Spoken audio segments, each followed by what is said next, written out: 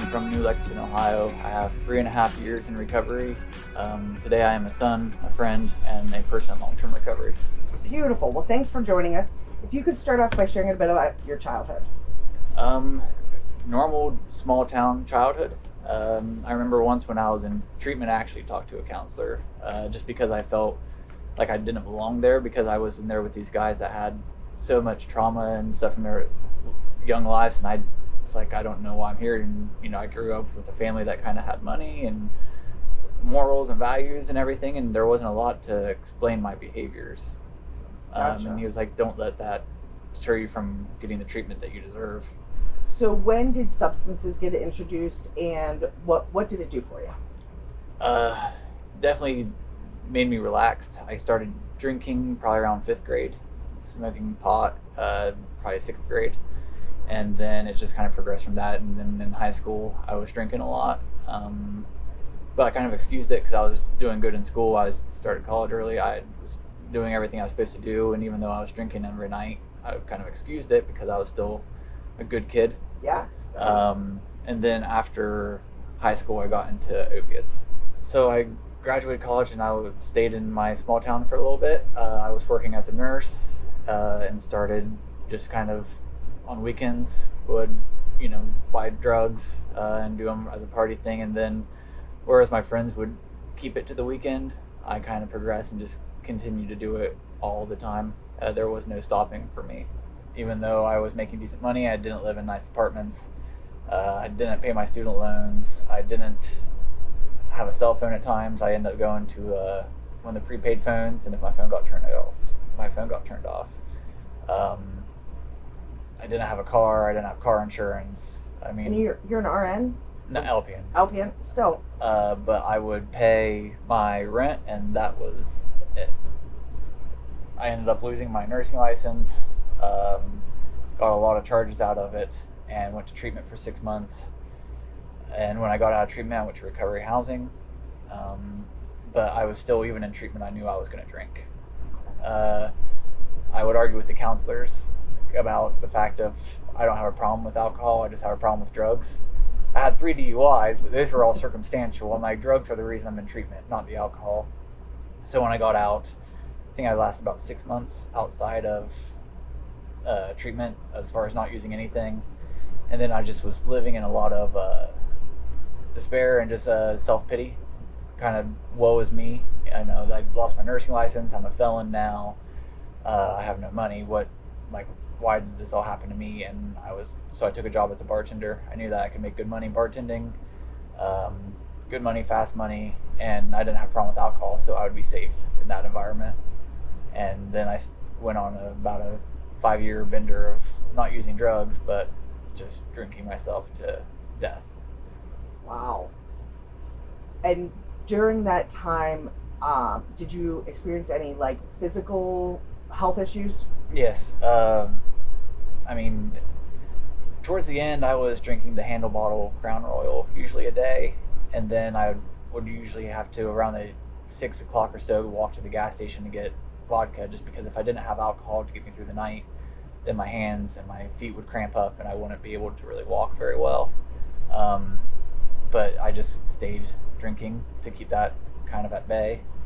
That was probably the biggest health problems I was having, just that it wasn't that I would get shaky, I couldn't walk if I went too long without drinking. Wow. And were you still able to maintain your position as a bartender? Yeah, I mean, I just drank at work. I mean, at that point, I remember one time as a joke, we breathalyzed me and I was 0.25. But, I mean, I wasn't drunk, that was keeping the shakes away. And how old were you? At that point, 29 or so. Wow. And then I bartended, I think, until I was 32. Okay. So then what happened that you finally, this time of coming into recovery? Well, the first time I tried to quit drinking, I tried to detox at home. I thought I could get through it. I don't really remember much of it. I know I left voicemails and my mom came to my apartment because they were worried about me. But I had been hallucinating for a few days and seizing. And so they took me to the hospital. I was in the ICU for about a week. And then I started drinking again. This time I only drank for about a month, and I just really felt like life was over at this point. Like I didn't want to die, but I didn't want to live anymore. I didn't want to drink anymore, but I didn't know how to not drink. So I just kept drinking. And one night I drank way too much. I wasn't suicidal, but I was having suicidal ideations. Called my mom. She called the squad because she just kind of knew like I was out of her control. I got taken to the hospital. Found out my BAC was 0.417. Oh my! I mean, that's like enough to kill you. Yeah, they were kind of like they ended up pink slipping me to psych, but psych wouldn't take me. I was in the hospital for I think 3 days because my alcohol level was so high that psych didn't want me. And then at that point, did your liver stop like processing? Is that why like some of these stints took so long, or? Yeah, well, just okay. The alcohol DTs just took too much. Like the reason I was in ICU that long was because my blood pressure was, I think it was like 210 over 180. Oh my gosh! And they just couldn't control it, so they just kind of gave me Ativan to put me to sleep until the withdrawal was over enough for me to go to the detox. Okay. So then when I got out of the psych, I called Columbus and I was finally willing to do a 6-month program. Okay. So could you talk about what that experience was like and, what was different this time? I was finally broken enough. I'll say this when I speak in meetings for 12-step meetings, that like drugs ruined my resume, but alcohol really just brought me to my knees and ruined everything. Like I was just completely broken. I remember when I got to the treatment center I went to, it was very much like I didn't know who I was anymore because I'd been playing a part for so many years. And I remember it was a 6-month treatment center, and after 3 months they were telling me that they were going to probably have to ask me to leave because I still hadn't spoke for the first 3 months. And I look back now and I just didn't speak because I didn't know how to be myself. I'd never been sober or that broken, and finally I started to open up a little bit. Okay. Yeah, because I mean, really, you said your first starting to drink is in 5th grade. I mean, most of your life and that developmental time, under the influence. So, so once you started to talk, what started coming up for you, and if you can help walk us through that path of, the things that started to change.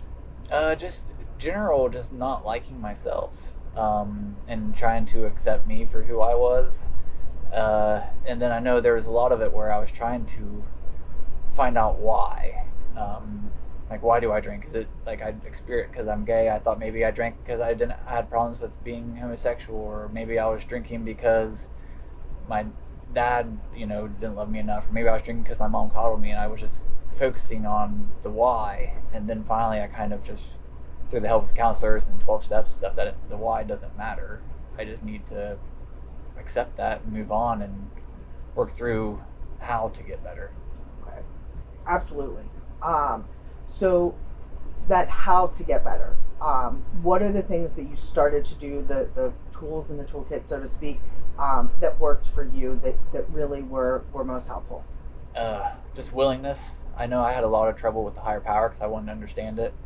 I always that's the same thing as how I wanted to know the why. I wanted to know how a higher power could exist, and I was just trying to examine it. And finally I had a counselor just kind of tell me to pray, and I'm like, who do I pray to? And he said, it doesn't matter who you pray to, just when you go to bed at night, just pray. And so it started out as just me begrudgingly kind of saying thank you, and then doing that every night until it just kind of evolved to what it is now. And I still don't have a higher power that I can explain or describe. I just kind of just turn it over and just willing to do what was told me to do.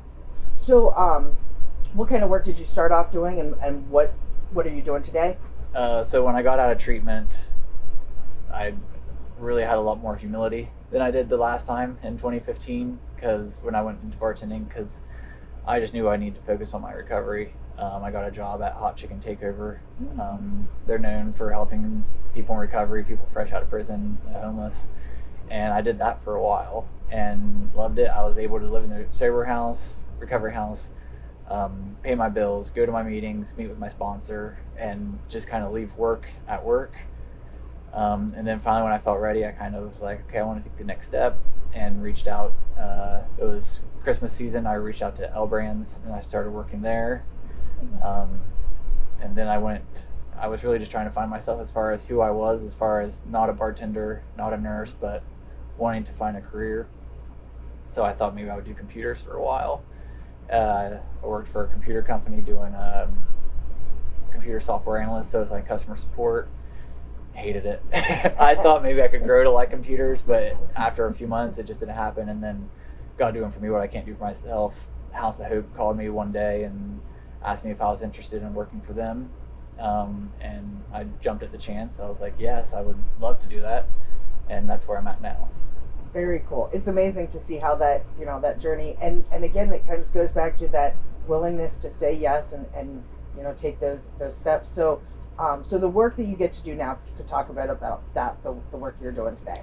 So I started out as a case manager, and then my boss reached out to me and asked me if I want to do a new position. They hadn't had one before, but I wear just a lot of different hats. I work with him for marketing, for fundraising, for grants, and then a big part of my job is when a client reaches the end of treatment before they go into our recovery housing, if that's what they want to do, it's not mandatory. They come on job search because they have to have a job before they can move into a recovery house. We want them to be contributing members of society and self-sufficient. At least for me, I know I spent the last 31 years of my life asking mom and dad for help. We don't want them to do that. So they come to me, I help them with job search. We buy them interview clothes, build them a resume, kind of coach them on answering the difficult questions in the interview, and just being upfront and help them navigate that work environment. And then we're always there while they're in the recovery house. So let's say we find them a job and it's just not the right fit for them, or maybe it's not conducive to their recovery or not meeting their meetings, they can always call me up and they'll come back on job search and we'll try it again. Cool. Yeah. Or if you could share some words of hope or inspiration that speak true to you when you're struggling or having an off day. Sleep on it. That was probably my biggest thing, is just if I'm having, especially early on in recovery, that one day at a time. Mm-hmm. Even if it was a horrible day, once the next morning when I wake up, it's a clean slate. I just have to make it through that end of the day. And I know, like they say, just make it through the next 5 minutes sometimes, and that's definitely the case for some. But for the most part, I just always slept on it. I know that started in treatment because there was days where 6 months is a long time. There's days I wanted to leave, but I was like, I can leave tomorrow. I'm staying today. And I'd sleep on it and wake up, and it was a new day. Like, I didn't even want to leave anymore. Now, by the end of the day, it might be different, but I was like, I'll just sleep on it. Maybe I can do it. Maybe I'll leave tomorrow. But absolutely, that's so true for so many things. As we've seen suicide rates increase and just distress of people's being increased. If you can give yourself that one day just to sleep on it, it's amazing if you give yourself the opportunity to wake up the next day, how things can be put into different perspective. Well, thank you so much for taking time out of the conference to be able to join us. This was fantastic. And you have this sense of just acceptance that just kind of like oozes out of you, which is really pretty fabulous to be able to experience. And I'm sure your story is going to help somebody who's struggling. So thank you.